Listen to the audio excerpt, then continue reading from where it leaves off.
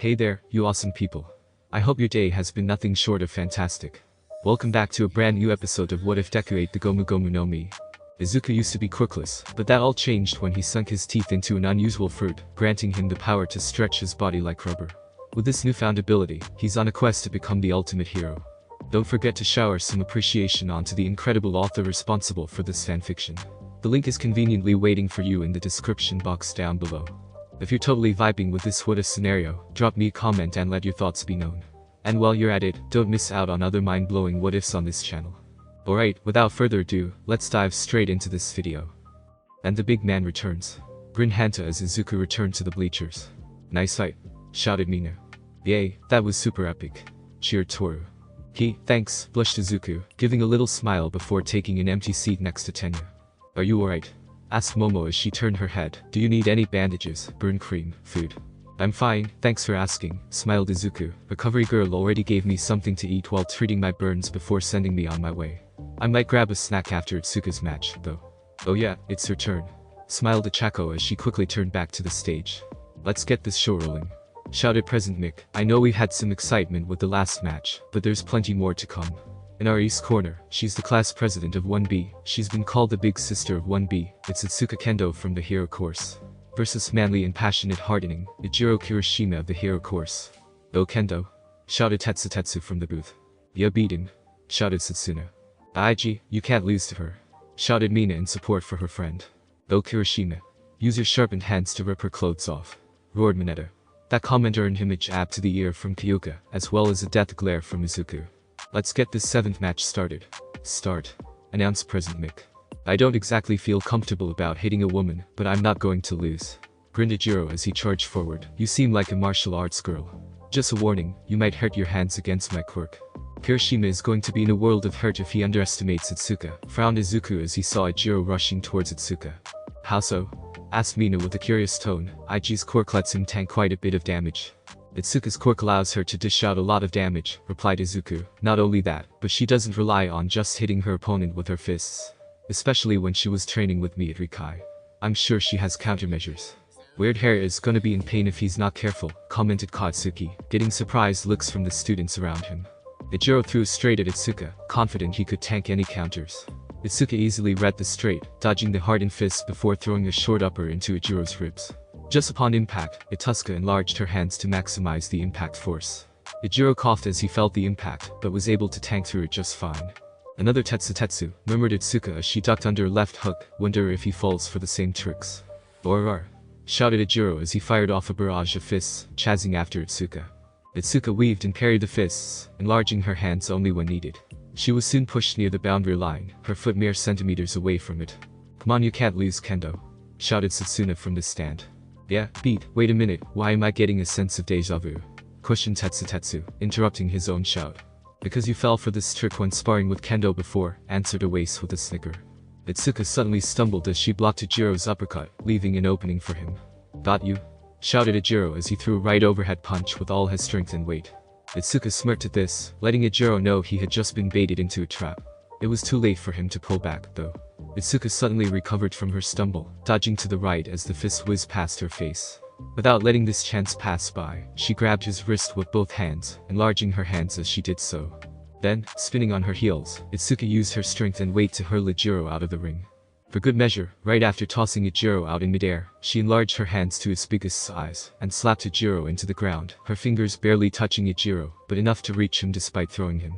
The results ended with Ijiro being smashed into the ground despite his hardened state. Fighter Kirishima is out of bounds. Kendo advances to the 2nd round, declared Midnight. And it's the old bait and hook. Itsuka Kendo of 1B lures Ijiro Kirishima to the edge, making him think he was pushing her back, only for her to mercilessly crush that thought. Shouted Present Mick in excitement.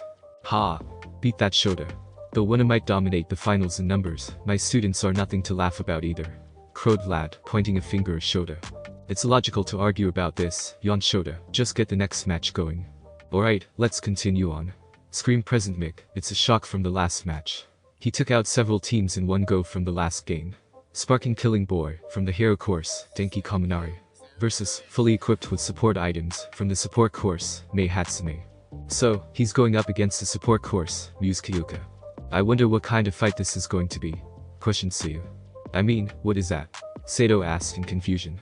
Sato was referring to the fact that Denki held 2 wires in his hands that was connected to a power station that Hatsume had pulled out from somewhere. Denki hadn't exactly broken any rules as Hatsume had tossed the wires to him, but everyone was quite confused at what was happening. Alright, ready? Asked Mei while President Mick had yelled start. Yeah sure, but you going to keep your end of the bargain? Asked Denki. Of course. Grinned Mei, this is the perfect opportunity for me. Any more after that is just a waste of my time. There, has the fight started? Asked President Mick, turning to Shota to make sure that he had said start. It has, but something is going on with those two, said Shota in confusion. Hello everyone. Greeted Mei, her voice echoing throughout the stadium. What? Why? Blinked President Mick. She's wearing speakers. Stated Shota in confusion. Wait, oh no. I think I know where this is going. Mei began to present all her inventions, hard selling it to the support companies that were in the stadium. Mei used her quirk, Zoom, to magnify her sight to see the support companies seemingly interested but also confused. Denki's purpose was soon discovered when Mei began pulling out some more power-intensive gears. Denki, for all his quirk, was a human power station for Mei to use until she was done. 15 minutes later. I presented each and every last one of them, sighed Mei with relief, wiping her sweat off her forehead. I have nothing left to say now. With that statement, she stepped out of the ring. Hatsume is out of bounds. Kaminari advances to the second round, announced Midnight in slight confusion. Wait, answered Kaminari, who had reverted to his retarded state after supplying electricity for so long. He's back in that state. Googled Kyoka as she saw Kaminari just standing there with his thumbs up. To win like this seems empty, commented Tenya. He couldn't help but think what would have happened if he was fighting Mei. Just being on her team in the cavalry battle gave him a pretty good idea that Mei would have used him as a prop for a presentation. Well, she certainly achieved her objective, blinked Izuku before looking back down to his notebook. Granted, some of those items really are interesting. Was it because of her invention that you could keep up with me on my turns? Actually yes, not a Tenya. To Izuku, I admit, her inventions are top-notch. It allowed me to reach higher speeds in turns without straining myself, though it took all my concentration just to follow you. Tenya's voice trailed off when he noticed Izuku writing in his notebook at lightning speed. Izuku was writing so fast that Tenya could see smoke trails wafting into the air. He could also catch a few words as Izuku muttered to himself every now and then. Where'd he get the notebook? Thought Tenya, as well as did a few others who turned their attention to Izuku. What are you writing? Asked Suyu curiously. Huh? Oh, just taking some quick notes about everybody's quirk so far, replied Izuku, looking up, didn't get the chance to earlier. Do you mind if I take a look? Asked Tenya, curiosity winning him over. Sure, nodded Izuku, passing his notes to Tenya. Make sure to keep it for me, I'm going to head down first. Izuku left to head down to not only grab something to eat, but to talk with Momo and Ichako, who had left earlier to prepare for their next match during the Mei and Denki's fight. So, what's it say? Asked Mina curiously. I admit, I am also interested, commented Shoji. To see what our fellow classmate wrote will be enlightening, nodded Fumikage. Tenya opened a book to a random page, landing on a page about Toru. Ooh, it's about me. Cheered Toru, taking a peek over Tenya's shoulder. What did he write about? The others couldn't help but look over Tenya's shoulder, interested in Izuku's writing. Did he write the most important thing? Asked Mineta with a leer. Is there the 3 sizes? Kyoka jammed her earphone jack into Mineta's ear, and cranked up the volume to full power as punishment. Jack, hear it off you. Yelled Mineta in pain, but enduring to see if he could spy if Izuku had written those numbers. He was quickly slapped down with a smack from Suyu's tongue. Stubborn pervert, huffed Kyoka as she withdrew her earphone jack. So did he?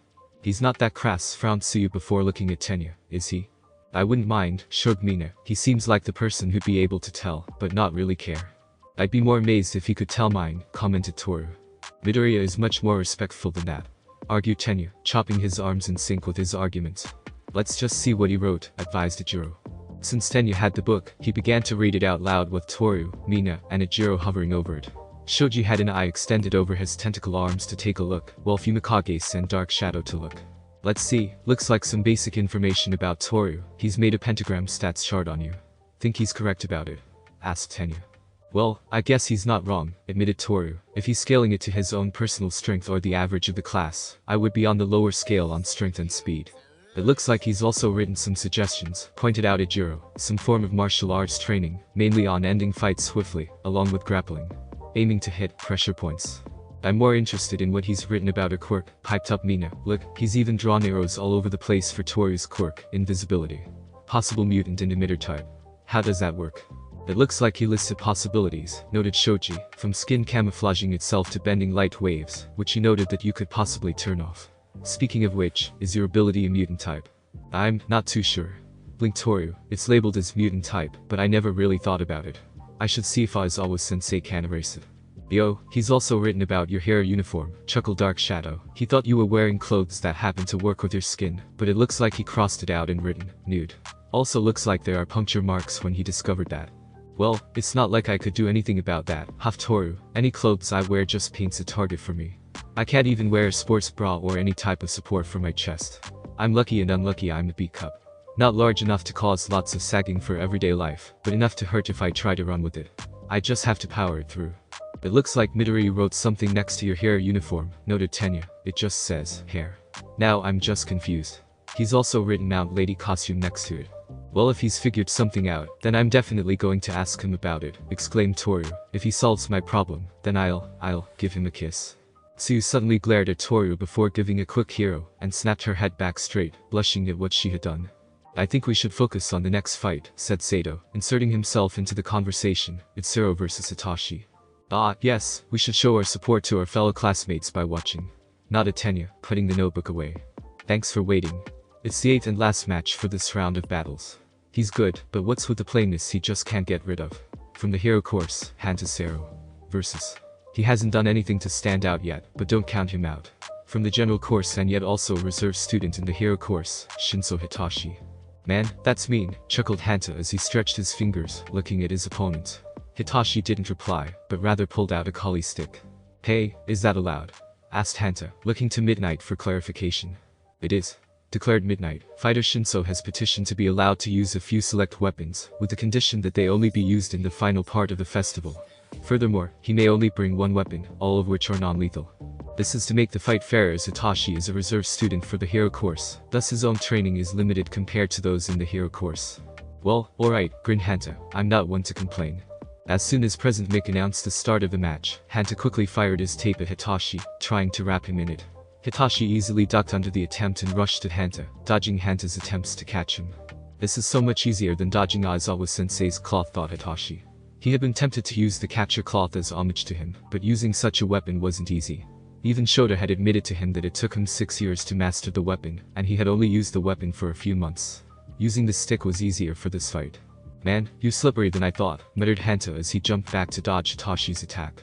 Seeing his chance, he fired his tape at the weapon, wrapping it around the stick. Before he could wrench it out of Hitachi's grip, Hitachi threw the stick right into Hanta's face. That must have been embarrassing, taunted Hitachi as Hanta quickly threw the stick aside. Not as started Hanta, only to suddenly stop, his eyes glazing over. Gotcha, smirked Hitachi, now turn around and walk out of the ring. Oh, what's this? Why has Zero stopped moving? Wait, why is he turning around to walk out now? What's going on? Shouted President Mick in confusion. He's been caught by Shinso's quirk, stated Shota before giving a simple explanation of what Hitachi's quirk was, and why he thought the entrance exam was illogical. Why did he answer him? Moaned Mashirao. We told him that either the blonde kid or the purple kid had the mind control quirk, and not to answer him. Well, at least you did, Fumikage. Me? I didn't say anything, blinked Fumikage. I thought you and Aoyama did. Both boys turned to Yuga, who began posturing once more as he was under the limelight. I did. And, said both boys together, what did you say specifically? I told him that he had an uncouth and unflashy quirk. Exclaimed Yuga, that should have been enough. Both Fumikage and Mashirao facepalmed at this explanation, both blaming themselves for not taking the mantle of explaining the possible quirk to Hanta. You didn't know he had a brainwashing quirk? Asked Tenya in a confused tone. He told us back on the first day, during our quirk apprehension test. Everyone looked at each other before Kyuka replied for them all, we never knew. He told, only 4 of us, winced Tenya, realizing just why his classmates never knew. Midoriya, Yoyorozu and Uraraka were with me when he told us, and that was because Midoriya asked.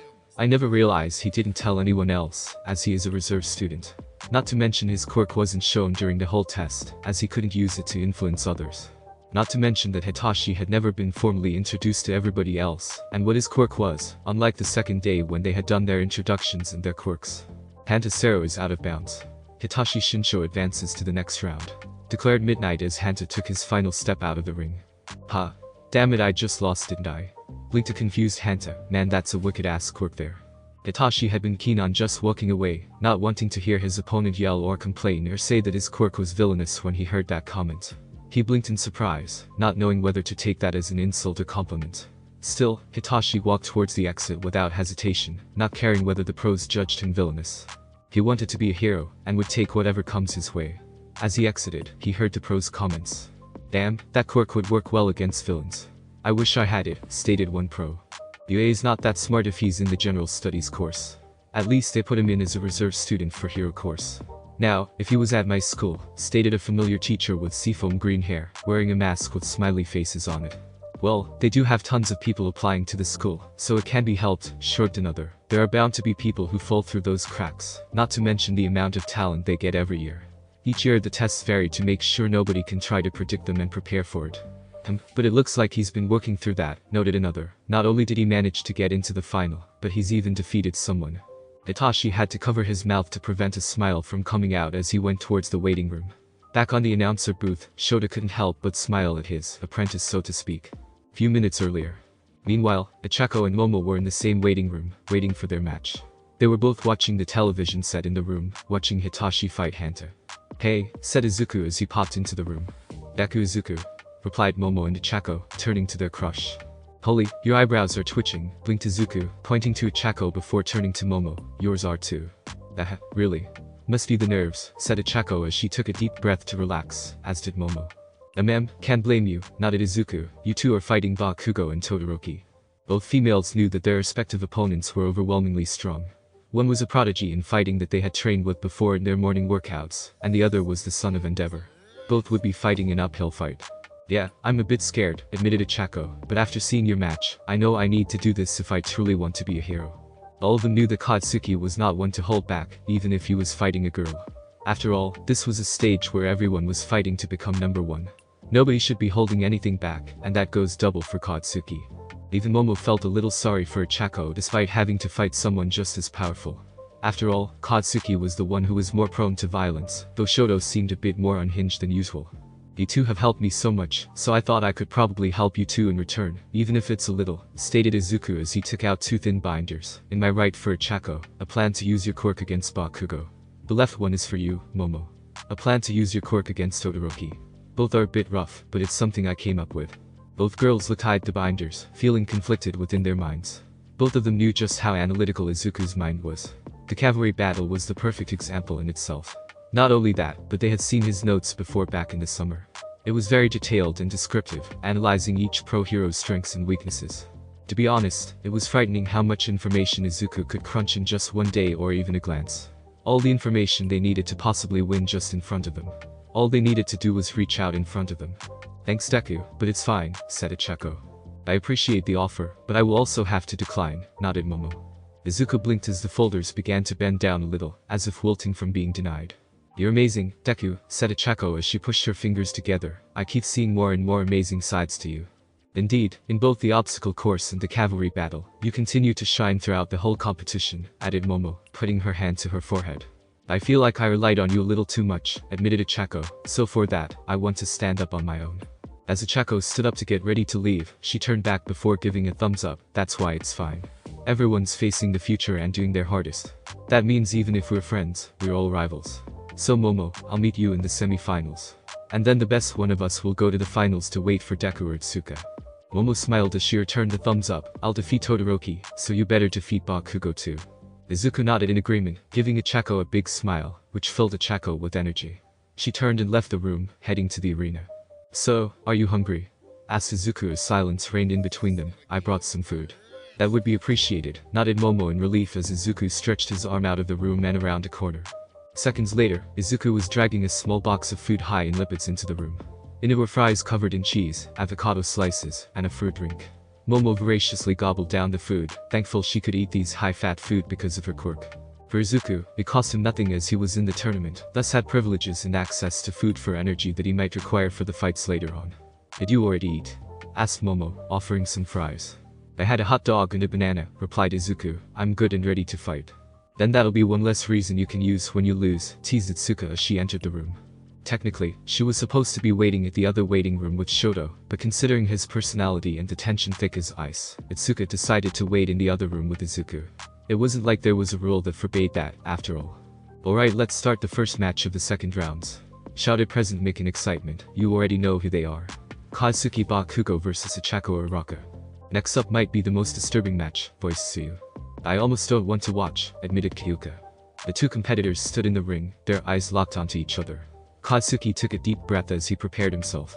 He was vaguely aware of Ichako's quirk, having trained with her before during their morning workouts with Izuku and Momo. Knowing that she was close with Izuku, she would most likely be infected by Izuku's tenacity. He would not stumble over obstacles. He had one goal in mind.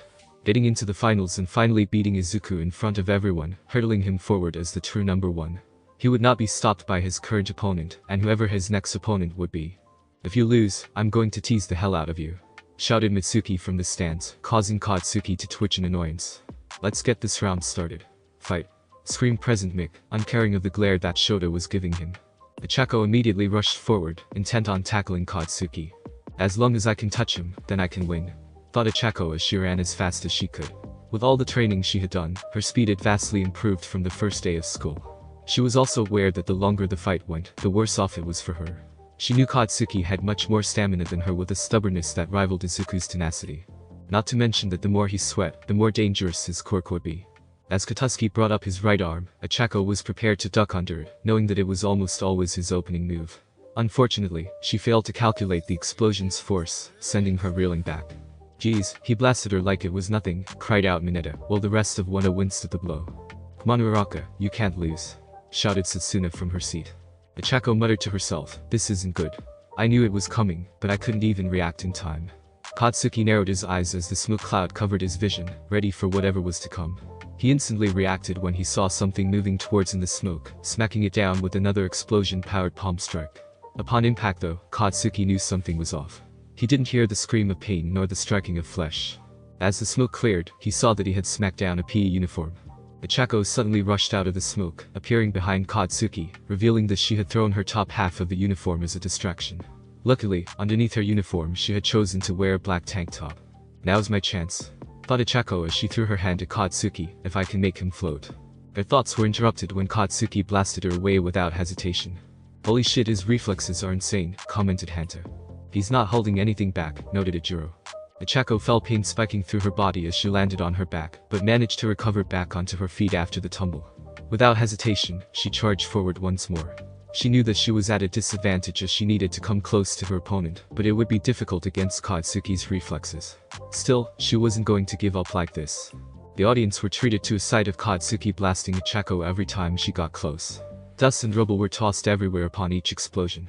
A few in the audience couldn't bear to watch the fight anymore, and chose to close their eyes, instead of watching a girl rolling into the ground every time she tried to get in close. And yet she stubbornly chose to continue. Near the exit, Momo, Izuku, and Asuka chose to watch the fight in person instead of on the television. Each one of them winced as Katsuki slammed Ichako with an explosion-powered strike. But they could see that in Ichako's eyes, she wasn't done yet. Katsuki could see it too. Her eyes were still alive and calculating. Both Midnight and Cementus saw this, and so chose not to call the fight yet. A few in the audience, including Mitsuki, Inko, and Masaru, saw this. The top heroes such as All Might and Endeavor saw this, along with a few others pros as well as some of the students. The majority of the audience, however, did not see the glint in Ichako's eyes, and thought Katsuki was playing with his prey like a villain. Present Mick couldn't help but stutter as he made his commentary. Hey, how can you say you want to be a hero like that? Shouted a pro-male hero, standing up in outrage, unable to handle the sight of Ichako being blasted so many times. If there's such a huge difference in your abilities, then just hurry up and send her out of bounds. Stop bullying and playing with the girl. Another pro-female hero jumped up next to him to join in. Yeah. The pro-male hero gave 2 thumbs down and started booing, starting a chain reaction among the crowd who felt like he was right. Katsuki ignored him as he continued to blast Ichako away every time she charged in. The pro-hero felt like he was correct and loved the fact that people were joining him in his assessment. Inko and Toshinori had to stop Mitsuki from standing up and hurling objects at the set pro, one of which included her seat that she had somehow managed to uproot. There's booing in the crowd, though honestly I also feel th. Present Mick was interrupted from his opinion via elbow to the face by Shota. Ow? An elbow, really? What are you? Shota didn't let him continue as he grabbed the mic despite being covered in bandages. Was it a pro saying he's playing around? How many years have you been a pro? The booing instantly halted as Shota glared as the one who started it all. If you're saying that with a straight face, there's no point in you watching anymore, so go home and look into changing careers. The words hit the pro hero harshly, who looked like he was about to cry. He wanted to argue, to bluster, to say something, but no words came out. He would be arguing against a teacher at UA, the most prestigious school known for their heroics course.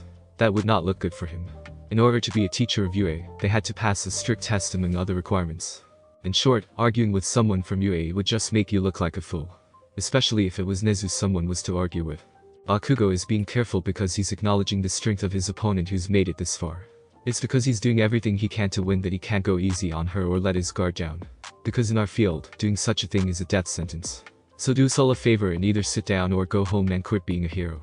Explained Shota. That goes for the second person who joined in on that. After hearing such harsh words, both pro-heroes sat back down meekly, not wanting to draw any more attention. I'm surprised that present Mix-sensei hasn't noticed it yet, piped Mitsuka. I think it's the angle, frowned Izuku. He's mainly focused on commentary for the audience, and thus has to keep his eyes on the competitors. He can't really look up as he's inside a room with a ceiling that extends further than the ground. Aizawa-sensei however looks for everything as he's not the one doing commentary, nor does he really want to. Harsh but true, agreed Momo as she looked up, but I think it's time for a Chako showstopper. It's time, huffed Chako as she stood back up, tired but not yet beaten. Thanks Bakugo, for not letting your guard down. Bakugo narrowed his eyes at her statement, noticing her fingers touching together once more. Something was being released from her quirk, but what? Then he noticed the sound of something whistling in the air, growing louder by the passing second. Katsuki quickly looked up just in time to see all the rubble that had been upheaved from his explosions all above him falling right towards him. Damn, should have noticed the lack of debris, thought Katsuki as he quickly positioned himself while present Mick was yelling, but not a bad plan. She had such a desperate plan all along. Shouted Tenya in surprise. Yay, go Uraraka. Cheered Mina and Toru. Hero, we underestimated her, admitted Tsuyu. Damn, that's epic. Wonder how Bakugo gonna deal with this. Shouted Ijiro. I mean, I could tank it, but that's all I really could do. Both 1A and 1B members began discussing what they could do against such an attack, before realizing that only a few of them with the correct quirk could do anything about that meteor storm. Even the pro-heroes were startled by the attack, and had no idea what could be done. Katsuki raised his left hand, pointing at the debris while using his right hand to stabilize his left, for what he was going to do. Ichako sprinted forward, quickly applying her quirk on herself to make herself lighter and faster. This was her only chance. Whether Katsuki chose to dodge or counterattack, there would surely be an opening. And if she grabbed that opening, then she could win with her secret move. All it would take is just one touch. Then she would be like Deku and win. Just as Ichako was mere centimeters away from touching Katsuki, small explosions traveled up his arms before it happened. An enormous explosion, originating from Katsuki's left hand, instantly destroyed all the debris in one shot. The shockwave from the explosion blew Ichako away from Katsuki as an intended side effect. Many in the audience who had been standing stumbled back in surprise. Momo and Itsuka both had to grab onto Izuku to prevent themselves from falling down. Since you're friends with Deku, I thought you'd pull something like this, stated Katsuki, as the dust began to clear to reveal the cold hard fact that he had taken no damage from Ichako's secret plan. In just one shot, whimpered Ichako as she saw all the effort she had put into the plan was easily dismantled. Though not fully unscathed, noted Mitsuki as she watched her son's left arm spasm a little, but he managed to shrug it off as though it wasn't a nuisance. Bakugo delivers a satisfying explosion. He boldly blasts apart Uraraka's plan. Explained present Mick as he remembered his job.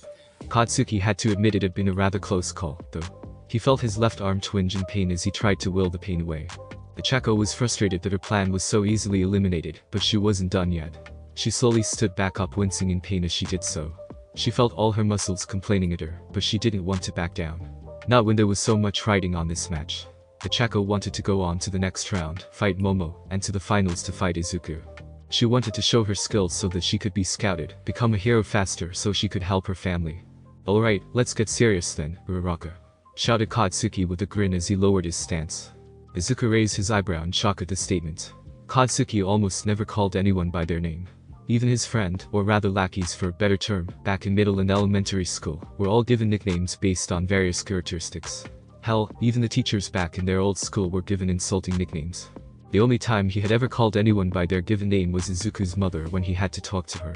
Katsuki would respectfully call Inko Auntie Inko, no matter the situation. Perhaps he respected her, or his own mother threatened Katsuki if he didn't call Inko that.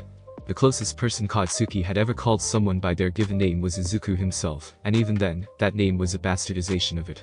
If not for that, Izuku knew his other nickname would have been something along the lines of green curly hair freckles. Ichako knew that it was far from over. When Katsuki shouted her name instead of the usual nickname round face, she knew that Katsuki was taking her even more seriously.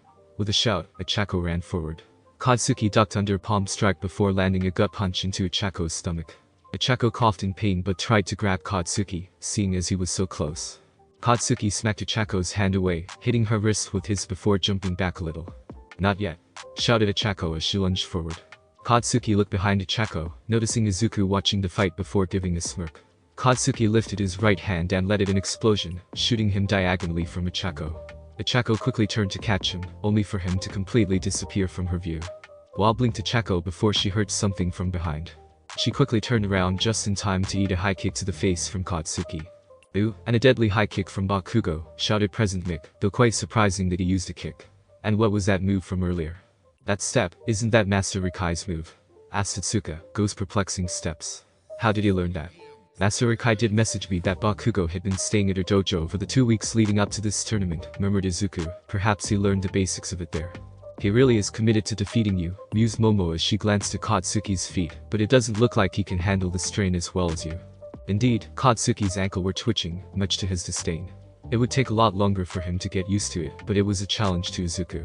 Katsuki, however, was still wary of Ichako, looking at her and ready to react if she tried anything. Ichako tried to push herself up, but as she managed to get her chest up, her arms and legs failed her. She had long passed her limit, but she didn't want to give up. Ichako crawled towards Katsuki, still trying to fight. "I can still fight," shouted Ichako as she tried to push herself one more time. Her mind flashed back to her promise to her parents. "I will become a hero," whispered Ichako desperately before she finally stopped moving. Midnight quickly halted the match as she went to check up on Ichako. Midnight could see Ichako's eyes glaze over as darkness took over her. Just before it, though, Ichako whispered out 3 words. "Daddy, Mommy, Deku." Midnight sighed as she made the call. Uraraka is out of commission. Bakugo advances to the semi-finals. As the audience cheered, Ichako was quickly placed onto a stretcher and taken away by the robot paramedics. As the paramedics passed by Izuku and the others, Ichako had already regained consciousness, though barely. "Sorry," whispered Ichako to Momo and the others, "I couldn't keep up my end." "Don't be," said Momo as she knelt down, along with Izuku who grabbed Ichako's hand. "You did really well. Though it may not look like it, you really did push Bakugo to his limits," complimented Izuku. "You really are strong." Ichako could only nod as the paramedics took her away to Recovery Girl. "Looks like I'm up next," said Momo as she looked back to the stage, where Cementus was quickly filling in the holes and flattening the stage. I don't know if I can win." "Not with that mindset," exclaimed Itsuka with a huff. "You go out there with that mindset, and you're sure to lose." "Say it with me, I'm going to win." "I'm going to win," stuttered Momo. "Louder and with more confidence," demanded Itsuka. "I'm going to win." "Louder." "I'm going to win." Izuku could only chuckle from the side as he watched Itsuka hype up Momo. During this time, he wasn't sure if he wanted to watch Momo fight or check up on Ichako. In the end, that decision was made when a robot paramedic returned, stating that Ichako would be getting some rest as directed by a Recovery Girl, and thus not taking visitors for the while. That was the first match of the second round, Uraraka. "Oh, and Bakugo advances to the semifinals," sighed Present Mick lifelessly. He has seriously been rooting for the underdog in this match. "Boy, if you're going to be the commentator, do it properly," scolded Shota. "Commentators are supposed to be unbiased."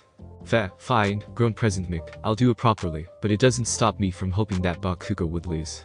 Slam. Present Mick jumped up in fright as soda cup slammed into the window of the announcement booth. "See, this is why you have to be unbiased," lectured Shota. "You're lucky that this booth is protected, otherwise that soda cup would have hit you." "Point taken," nodded Present Mick seriously.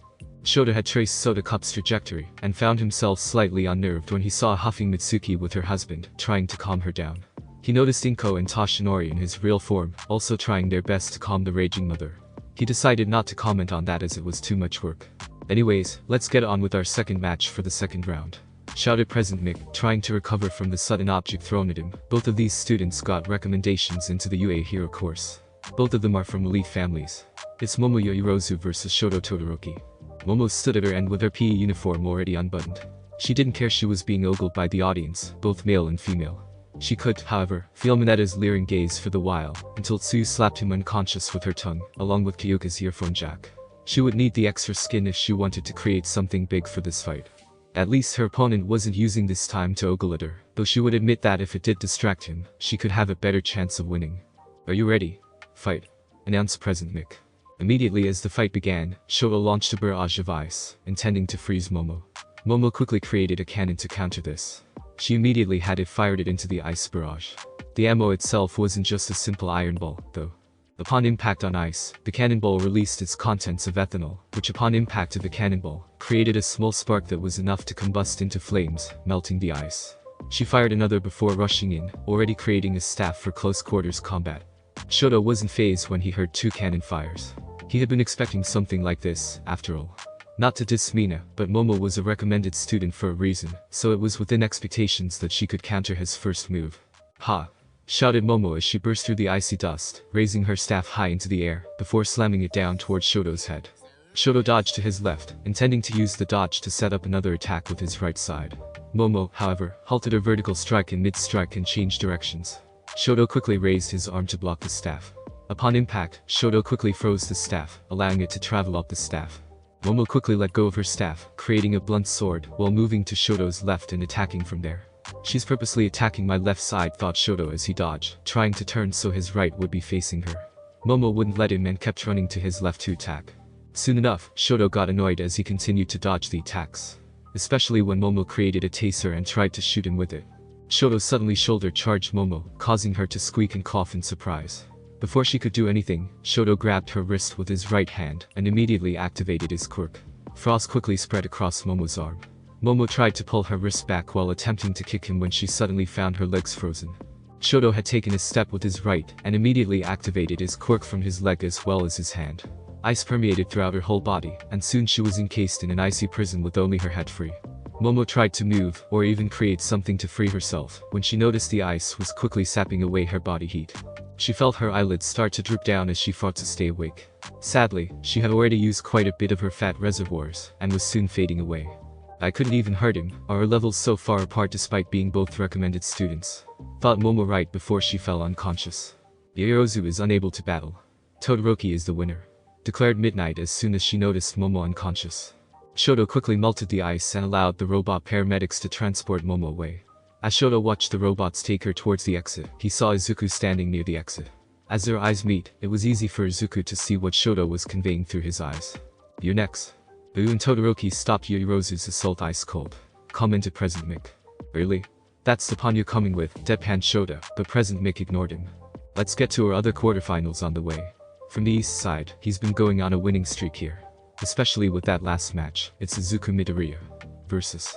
Boo, fate can be cruel, having worked together in the cavalry battle, only to be torn to face each other, it's Itsuka Kendo. As the crowds cheered, Izuku and Itsuka stood across from each other. "Ready to get your butt kicked?" taunted Itsuka good-naturedly. "I'll show you what I've learned over the past years," snarked back Izuku with a smile. "Are you all ready fight?" screamed Present Mick. Instead of sprinting towards each other, both of them adopted similar fighting stances before slowly moving in closer to each other. As time slowly ticked by, the audience was held captivated at the tension and the fight sure to come. Itsuka and Izuku slowly closed in closer and closer, until their wrists began to reach for each other. It was upon contact that the fight seemed to start. Itsuka threw a hook, only for Izuku to dodge and counter. Itsuka easily dodged and struck back. Soon, it began to be a battle of who would land the first hit. Strikes and kicks were dodged, parried, or blocked by the other. "Whoa, now that's a fight," explained Present Mick. "You don't see too many hand-to-hand combat these days. It's like watching an action movie during the pre-quirk era." "They both seem to be decently skilled in CQC, remarked Shota. "You don't see that a lot." "Haha. Make him bleed. Give him the 1-2. Shouted Vlad from his booth, cheering on for this class. In the 1 and 1B booths, each class was respectively cheering on for their classmates. "He's definitely gotten better," thought Itsuka as she dodged. "I remember when we were back in the dojo, I'd win our spars, even if he was immune to some of the hits, as we use a point system." Soon, Itsuka found herself losing ground as Izuku pushed her back, pressing on the attack. Itsuka quickly backflipped to gain some room before using the momentum to launch herself forward, throwing a barrage of enlarged fists. Izuku put up his left arm in front of him, as he used it to block or parry Itsuka's barrage as best he could. Itsuka took a step forward to launch a right straight, intending on breaking through that guard. She, however, did not expect Izuku to suddenly drop the left-hand guard, instead lowering it down before catching the fist with his right hand, the left side of his body still pointed towards Itsuka. Itsuka managed to push Izuku a bit before he stamped his feet to the ground to halt the momentum. With a roar, Izuku used his left hand that he had lowered to attack, swinging it back out towards Itsuka's sternum. Itsuka managed to lower her left hand to block the attack, wincing as she felt the impact. Izuku wasn't done yet, though. With the impact, Itsuka had been pushed back a bit, enough for Izuku to draw his right hand back and punch Itsuka in the face. In the past, Izuku may have been reluctant to punch someone, especially a girl, in the face. That was driven out of him by Rinka and Itsuka, the former being more sadistic about getting rid of that particular thought. Plus, Itsuka didn't want Izuku to hold back, especially in a tournament like this. And first blood goes to Midoriya, shouted President Mick, a brilliant straight right into Kendo's face. Though I have to say that looked like it hurt. That's not manly, shouted Ijiro in complaint, with Yuga agreeing with him. Iida, you agree, right? Hiro, it's a tournament, holding back would be foolish, said Tsuyu. I'm all for equality, but that looked like it hurt, winced Mina. Plus, you didn't really say anything when Bakugo was blasting Ichako all over the place, pointed out Hanta. The path to victory is certainly brim with obstacles, remarked Fumikage. Come on, Iida, back me up, pouted Ijiro. Actually, I believe Kendo would have complained if Midoriya had not taken this strike, replied Tenya. From what I know, both of them are childhood friends who trained at the same dojo for a bit. And considering whom their master is, from what I've gleaned from them both would have been irritated if Izuku did not take that opportunity he created. Well, that solves that, said Mashiro as he clapped his hands together. Personally, I would also prefer not to punch a woman in the face, but sometimes it's unavoidable. And since Itsuka is also a martial artist, she would expect such thing. Let's just focus back on the fight, suggested Shoji, causing everyone to snap back to the fight. Meanwhile, at 1B area, Monoma was sneering in disgust at the fight. It had nothing to deal with the fact that he lost to Izuku even after copying Endeavor's quirk, so he kept claiming at least. Nito, shut up, barked Sasuna after hearing Monoma's third snarky comment. You lost, get over it. I'm trying to watch a good fight. HMPH, all I'm trying to say is that it's barbaric he would aim for the face like that, huffed Monoma. Itsuka would probably disagree, replied Yui. Can we argue after the fight? I'm watching some kick-ass moves here, shouted Tetsu as he saw Izuku hit Itsuka with a backwards left roundhouse heel kick, followed by spinning in the air, before hitting Itsuka again with his left leg. Itsuka replied back with an uppercut to the chin. Tetsu wasn't as concerned about the fight as Ijiro was because he was Itsuka's classmate. And being her classmate, she made it a point to drive it in not to treat her as some sort of fragile relic during their spars. Soon, Itsuka was pushed back towards the edge of the stage. Izuku charged forward, seeing as she was cornered. Hey, wait, that's a trap, shouted Ijiro while Tetsu yelled out, Yay, show him your trap. Immediately, Itsuka enlarged her hands to their biggest size, while grabbing Izuku by surprise. Her hands wrapped all around Izuku's body, covering his whole body. With a shout, she threw Izuku into the air and out of the ring. She's got it, cheered Tetsu. Ha, goes to show that my class can take on your top students, bragged Vlad, pointing at Shota. It's not over yet, mused Shota, ignoring Vlad's snide remarks.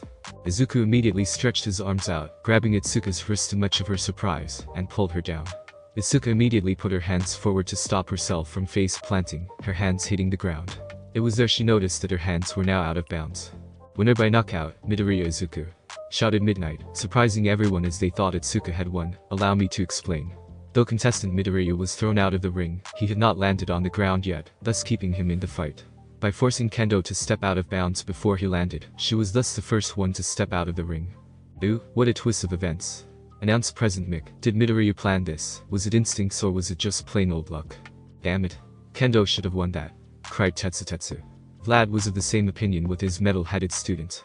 Itsuka, however, took the loss with a good heart, shaking Izuku's hand. That was close, complimented Izuku, pointing to the throw. You knew about that trap, riposted Itsuka. There's no way you didn't think of a counter on the fly like that. I had a feeling, acknowledged Izuku, but I wasn't sure. Luckily, Master Rikai had me learn more about grappling during my years with her. So we could have gotten into a grappling match. Yay, but it's a little awkward for me since I can stretch my limbs. I end up wrapping my opponents like some sort of rope. Itsuka blinked at this statement, but before she could completely register that, Midnight was already urging them off the stage to make room for the other competitors.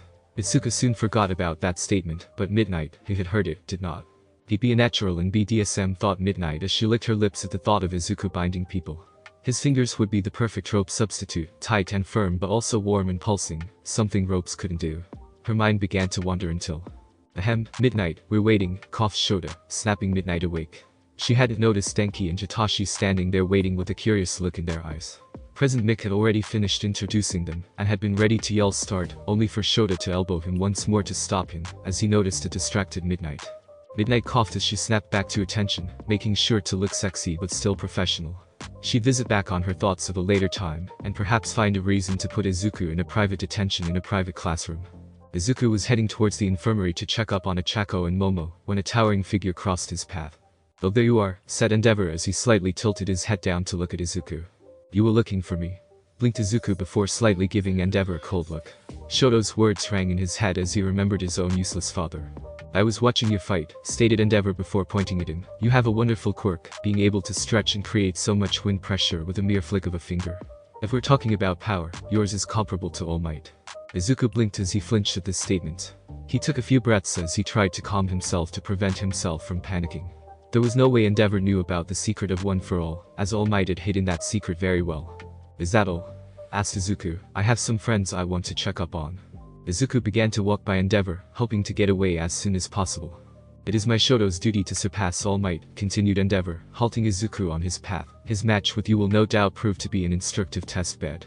Do not think just because you were able to defeat some whelp with a fraction of my power and no real control of it, that you are stronger him, let alone me.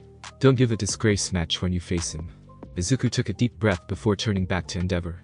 "He still has his match with Katsuki Bakugo. I wouldn't underestimate him, as he might be the one to knock out Todoroki before he even gets to me. HMPH, that boy is strong for his age, but he is nothing compared to my Shoto. Perhaps a close match with Shoto being the winner if Shoto only used his eyes, but he would be outclassed if my son would use his flames," huffed Endeavor. "I expect him to meet you in the finals." That's all I wanted to say. Izuku couldn't help but remember Shoto's words, taking another deep breath before speaking. "I am not All Might." Endeavor looked at Izuku in confusion and was about to reply when Izuku continued, "And Todoroki is not you either." With that statement, Izuku stomped away, hoping to check on Ichako and Momo. Endeavor looked at Izuku's back, which was shrinking until he turned the corner. With a huff, Endeavor walked off back to the stands. Unknown to both of them, hidden in the corner, was Katsuki Bakugo. This time, he learned his lesson from eavesdropping Izuku last time, and made sure not to move an inch or let any crackles come forth from his palms. After making sure the two were gone, Katsuki gritted his teeth at what Endeavor had said. "I'm outclassed if he uses his fire. Don't make me laugh, I'll show him that I'm the strongest, and I don't need any damn handicaps." Inside himself, Katsuki was a tiny bit happy that Izuku hadn't dismissed him out of the finals. Katsuki knew not to overlook any opponent, even if his final goal was to defeat Izuku in front of everyone. Now he had to plan out what to do. Thanks for listening.